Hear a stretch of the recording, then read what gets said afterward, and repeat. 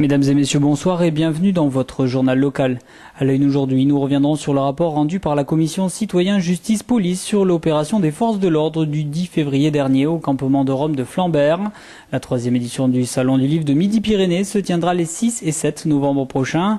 Un forum était organisé aujourd'hui du côté de Basso-Cambo pour fêter les 10 ans de l'Alliance des maladies rares. Et enfin, nous ferons un petit tour du côté de l'exposition Voyage en glucosie proposée par Delphine Arduidi, jeune diabétique de 32 ans. Et on commence tout de suite ce journal avec une opération de police qui s'est déroulée le 10 février dernier au campement de Rome de Flambert. Une opération mobilisant de nombreuses forces de l'ordre qui a inquiété les associations. La commission citoyen justice police a alors été saisie et celle-ci vient tout juste de rendre un rapport sur le contrôle et le traitement entre les citoyens et les forces de sécurité. On écoute tout de suite Rémi Cochard, le délégué régional de la Ligue des droits de l'homme.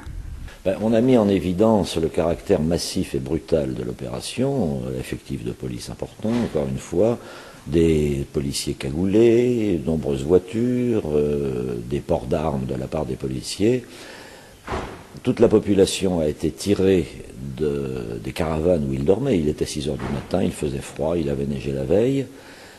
Hommes, femmes et enfants, hommes menottés, certains tous menottés dans le dos, couchés à terre et quelquefois le pied dans le dos de la part des policiers, des femmes également menottées et également des mineurs. Tous ces gens-là étaient en tenue de nuit. L'opération a duré 1 heure, 1 heure et demie, 2 heures. Et nous avons recueilli leurs témoignages, leurs récits quelque temps après, et c'est ce qui fait l'objet du rapport que nous produisons aujourd'hui. Alors, ce qu'on pointe du doigt, c'est la disproportionnalité des propos inadmissibles, brutaux, et en résumé, l'atteinte à la dignité des personnes. Vivons Livre, c'est le nom du Salon du Livre de Midi-Pyrénées qui se tiendra les 6 et 7 novembre prochains au Centre des Congrès Pierre Baudis. Avec comme tête d'affiche la journaliste Florence Aubenas, ce salon donne la possibilité aux écrivains et aux éditeurs régionaux d'aller à la rencontre d'un public de tout âge. Michel Pérez, président du Centre régional des lettres Midi-Pyrénées, nous présente cette 3e édition.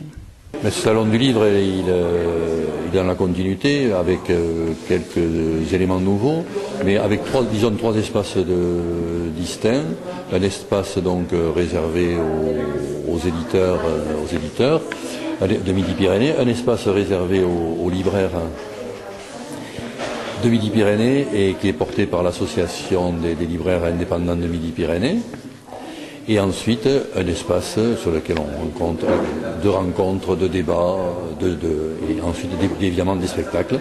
Donc, salon sur lequel on rencontre aussi littérature jeunesse, bande dessinée, donc toutes les formes un peu du livre. Et je crois que si cette action elle est forte, si ce salon il est en train de prendre de l'ampleur, et ce que nous comptons le conforter avec la région, c'est bien parce que nous avons tissé un partenariat avec différentes associations, avec le salon, vous citiez le salon de la BD, on pourrait le Goethe Institut, l'Institut Cervantes, et des associations de libraires, mais également les éditeurs, des rencontres régulières, un travail de long terme, tout au long de l'année, donc avec tous ces partenaires. Santé à présent avec le forum qui était organisé aujourd'hui pour fêter les 10 ans de l'Alliance des maladies rares. Une occasion de rappeler qu'une personne sur 20 en France souffre de ce mal, mais aussi un bon moyen de faire parler des différents lieux qui existent pour écouter et conseiller les patients. Plus de précisions avec le professeur Juliette Dezheureux-Autier, coordinatrice du Centre de référence des maladies rares de la peau au CHU de Toulouse. La définition d'une maladie rare, c'est une maladie qui atteint moins d'une personne sur 2000. Le nombre exact en dermatologie, il est difficile à préciser, il y en a un grand nombre, peut-être même plus de 4000 maladies. Ce sont des maladies qui peuvent atteindre donc la peau, des gens qui ont des anomalies sur la peau visibles, mais aussi ça peut être des anomalies des cheveux ou des ongles. Actuellement, pour ces maladies rares de la peau, qui sont des maladies donc souvent génétiques qui débutent dans l'enfance, il n'y a pas de traitement qui permette de guérir. Ce sont des traitements qui permettent d'améliorer les symptômes. Par exemple, quand on a une ichthyose avec des squames sur la peau, on applique des crèmes hydratantes pour réduire les symptômes et améliorer l'aspect et les sensations inconfortables que procure la peau. Mais il n'y a pas de traitement de la cause. Ça, c'est tout le travail de la recherche. Avec, dans un premier temps, la première étape, c'est de comprendre quelle est la cause de cette maladie pour pouvoir après trouver un traitement qui va corriger l'anomalie en question. sachant que voilà, il n'y aura pas de traitement universel pour toutes les maladies rares de la peau, ça dépend de l'anomalie en fait qui est en cause. Ce type d'événement est important parce qu'il permet de renforcer les collaborations qu'on peut avoir avec certains partenaires comme Alliance Maladies Rares, puisque pour améliorer ces maladies rares de la peau, il ne faut pas travailler chacun dans son coin, il faut essayer de travailler en réseau et rencontrer d'autres associations, rencontrer d'autres professionnels de santé, essayer peut-être de mutualiser nos efforts, d'échanger nos pratiques, avoir des idées de certaines actions qui ont fonctionné, pas fonctionné. 350 jours, 17 pays parcourus, des centaines de diabétiques rencontrés et plus de 30 000 clichés. L'aventure de Delphine Arduidi, jeune diabétique de type 1 de 32 ans, et de Christophe Crampé, son mari passionné de photographie, continue à travers l'exposition Voyage en glucosie. Cette exposition se déroule depuis lundi et jusqu'au 5 novembre dans le hall de l'hôpital de Rangueil. On écoute tout de suite le professeur Hélène Anner, chef du service du pôle cardiovasculaire et métabolique du CHU de Toulouse, qui nous parle de cette maladie et de l'exposition. Le diabète, c'est une maladie extrêmement fréquente puisque 4% de la population en est atteinte et il y en a deux sortes particulières. Le diabète de type 2 qui représente 90% des cas de diabète et qui touche essentiellement des personnes adultes, y compris des adultes jeunes, avec des problèmes de poids et de sédentarité.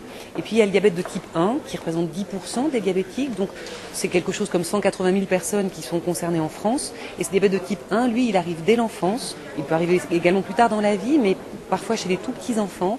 Et lui, il est caractérisé par le fait que ces personnes-là ne fabriquent plus d'insuline et que pour vivre, elles ont besoin de remplacer cette insuline par des injections ou par une pompe. Aujourd'hui, quand on a un diabète de type 1, soit on se traite avec des injections multiples, 4 injections par jour, une à chaque repas et une pour toute la journée, soit on porte une pompe à insuline qui administre cette insuline de façon continue. Et le gros avantage de ces nouvelles insulines et de ces nouveaux modes d'administration, c'est qu'ils sont plus modulables avec la vie quotidienne des gens et plus efficaces également. Alors aujourd'hui, on a la chance d'accueillir chez nous Delphine Arduini qui a fait le tour du monde avec son diabète, sa pompe à insuline et ses capteurs de glucose. Et c'est vrai que c'est un formidable message d'espoir puisqu'elle montre qu'avec de l'organisation et avec de la réflexion et avec de la compétence, on peut réussir à s'organiser dans beaucoup de situations de la vie et celle-là, on est particulièrement exemplaire. Voilà, c'est la fin de ce journal. Merci à vous de l'avoir suivi. Dans quelques instants, on se retrouve pour l'invité du jour. Ce soir, c'est Dominique Bure, le préfet de Haute-Garonne.